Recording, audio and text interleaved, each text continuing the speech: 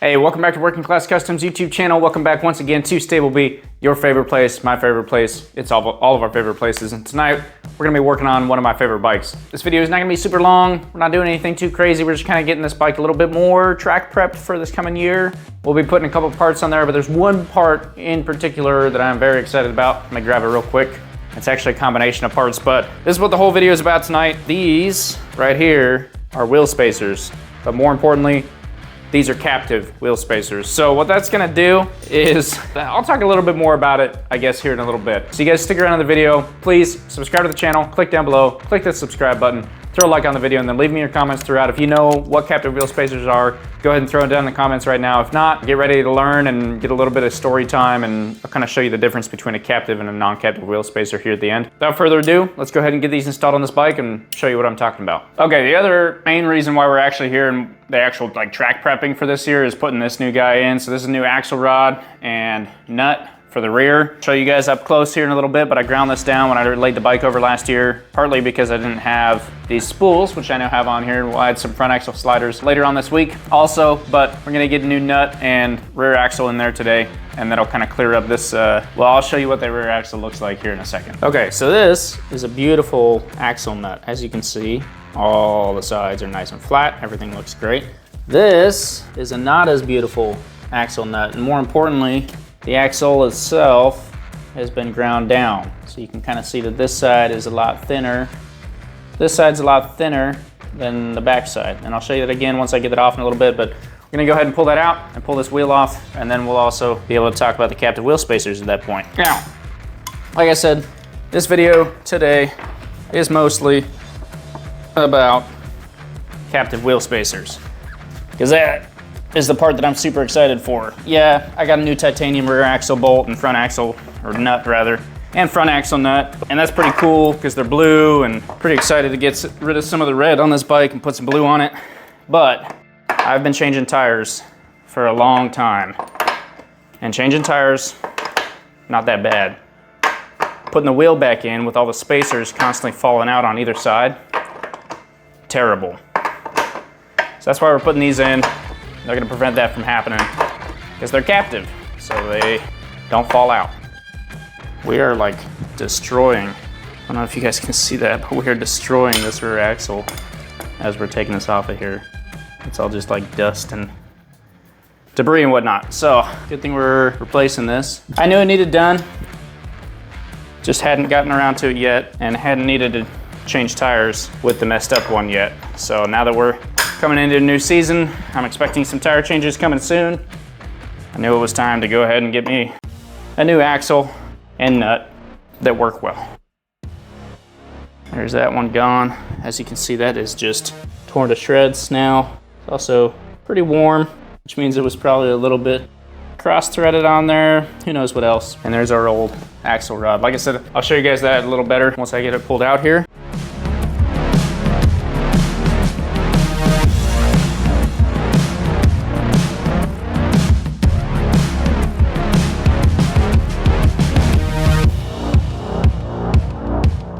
Yeah, it's a good thing we got a new axle.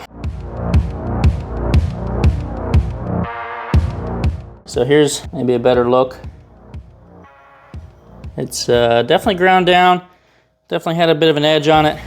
So that's why we're replacing it with our fancy, nice new one.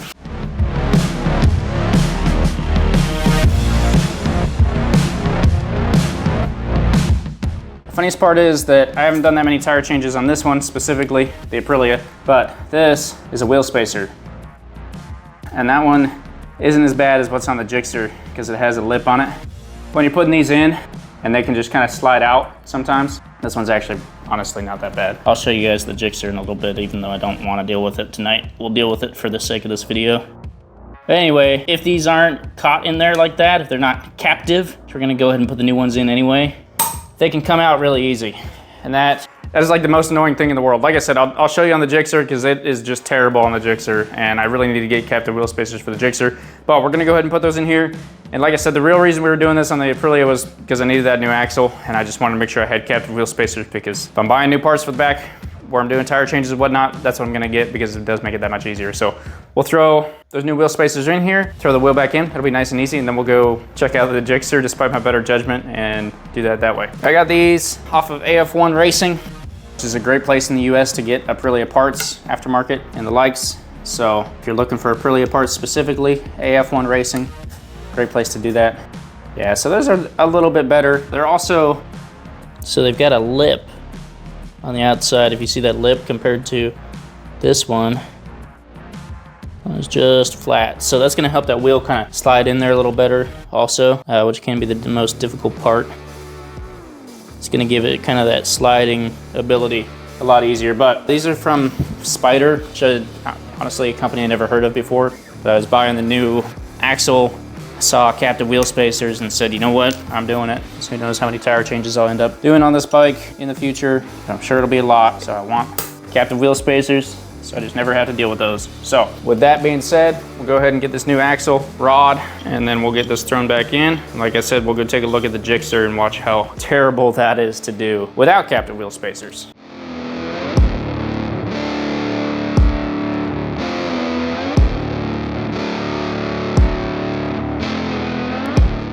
Now, if you haven't done many sport bike tire wheel change outs, whatever, we'll say the worst part for being on the back is always the brakes and the wheel spacers. Gonna say wheel spacers a lot tonight apparently, but getting the brakes lined up on just about every bike I've ever done is always the biggest pain for me personally. Some people might agree with that, others might not, I don't know. This one's not that bad, which I love very much. The jigster, again, I'll show you guys that in a couple of minutes here, not ideal in the least.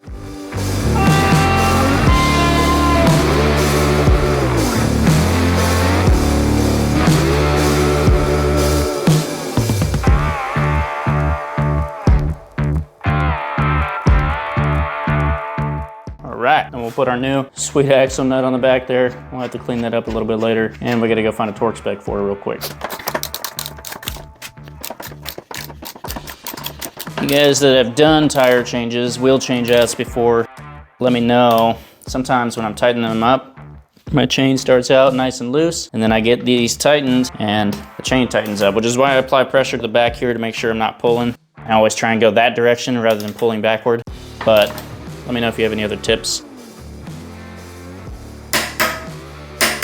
All right, there is our brand new, nice, fancy, awfully dirty rear axle nut. Looks much better, much better than this. And I do have a matching blue one I'll put on the front here in a little bit. I won't show you guys that, we don't need to, but spools are new. Those spools are very nice. And I always get nice big hard plastic ones because they will do this in a wreck, rather than your rear axle not doing that. Like to get the big hard plastic ones, let them do the grinding down, and they're pretty much universal to every bike, and then it makes it a lot easier to use these rear stands. So we'll go ahead and get the Suzuki up on a rear stand here in a second. I'll show you guys what it looks like to change a rear tire without captive wheel spacers, and why I think that those are 100% worth the money for anyone that is looking to do their own tire changes.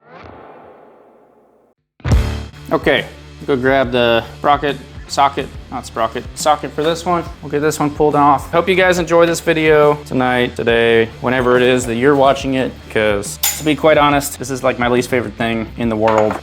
My least favorite part of this bike, absolutely. I don't mind doing tire changes, but I hate putting the wheel back on afterward on this bike, specifically because of those wheel spacers. Ask me why I haven't ordered captive for this yet. I don't know. I don't actually have a good answer for that at all.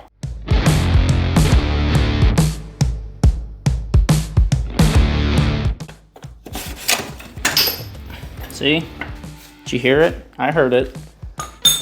There she is. That's the number one non-captive spacer right there. No lip, no nothing on it. It just has to sit in there, and I need to clean it off now because I just hit my garage floor. But that's like the big culprit, right? That guy sits right in here. You're trying to slide it in between all of that while you're trying to put your brake on the other side. Boy, the brake works down in here. It slides into this little slot up above. So you have to get that lined up with the outside here, and the rod going through it. And then also this one, which is one more non-captive wheel spacer. So you can see how easily those just come out. It is not cool. Actually, quite honestly, terrible. It is my least favorite thing in the world. And you can put like some grease on them. It supposedly helps out a little bit. I don't know. I've been told that. I've tried it. Kind of worked, kind of didn't. Now I'm gonna be upset for the rest of this video because I have to try and put this all back together. And I just had an idea. Maybe I'll just go order captive ones now. Yeah, you can see that just wants to fall right out of there. But sometimes I'll grab some grease and try and get it to stick with some grease. That helps. Terrible. Get captive. 100% worth it. Okay, so just got a little bit of grease dabbled on there. Gonna stick that on there now. And you can see it kind of sticks a little bit better. Hopefully that's enough. We'll see. Now we'll attempt to get this back in. And once again, I'm only doing this. I know I just pulled an axle out and put an axle back in. Just doing this to show you guys that my whole point of this video is that if you're doing tire changes a lot or you're about to start doing them a lot, and you pull your bike off, if you have a wheel spacer that falls out, go buy captive. If your wheel spacers don't fall out and you don't have that problem, then don't worry about it too much. But trust me, it will save you lots and lots of pain and heartache, as you're about to find out. You watch me struggle to get this wheel back in. And if you guys have like tips and tricks, I am more than willing to listen.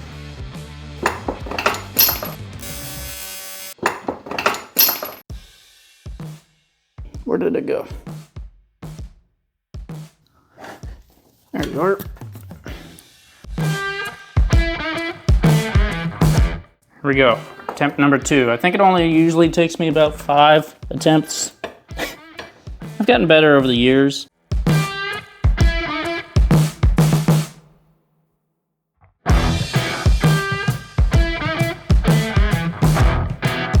That is the worst. Get it stuck up on the lip. Can't be on the lip. Okay. It's not too bad, but hopefully you could tell how much easier the other one was compared to that. And we'll get that tightened up off camera. All right, I wasn't planning on being sweaty for this, but this is the South, so that's just kind of how it is. But anyway, I hope you guys kind of saw that difference between a captive wheel spacer and a non-captive wheel spacer, and why I do think that this is one of the best parts you can buy for not very much money to really just kind of, I don't want to say up your game, because it's not gonna make you faster, it's not gonna make you ride better, it's not gonna make you anything like that. But if you're doing maintenance on your own bikes and your track side just got done with a morning session, last morning session, it's lunchtime, and you got to get your tires off and get them over to get new, or get your wheels off, get them over to get new tires and put it back on. The last thing you want to be doing is get them off. No big deal. It's always easy to take things apart. You're getting your new tires done, you're eating lunch, whatever, everything's great. You hear the 10 minutes to go, your tire's not on yet, or your wheel's not on, you gotta put your wheel on, and now you're dealing with wheel spacers falling out, flying all over the place. Who knows what else. The captive are gonna be way better. They'll stay in there no matter what. Take the wheel, they go with the wheel, you don't have to worry about which one's where. They're just gonna stay in there the whole time, so 100% recommend that purchase. So once again, I always ask for my veteran riders to kind of give their feedback, so I asked for that again today. If any of you have dealt with captive wheel spacers and think that's amazing, or if you've had them and you're like, actually this is the worst thing you could ever do, let me know down in the comments. Always up for more feedback.